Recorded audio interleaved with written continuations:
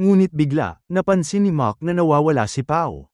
At nagmadali si Den palabas nang makita si Pao na marahas na nakikipaglaban sa isa sa mga estudyante ng physical education. Habang si Gus, na pumatay kay Fa kanina, ay duguan at nakahandusay sa sahig.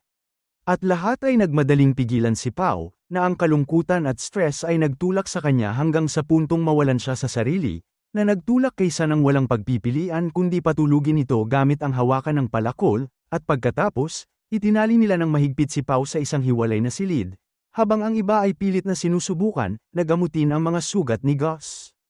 At ipinaliwanag ni Earth na sinalakay sila ni Pao, hindi para sa paghihiganti, kundi dahil sinusubukan niyang buksan ang pinto ng gymnasium para papasukin ang mga zombie, at mabilis na ipinaliwanag ng grupo na dumaranas ng depresyon si Pao mula pagkabata, tumigil sa pag-inom ng kanyang gamot.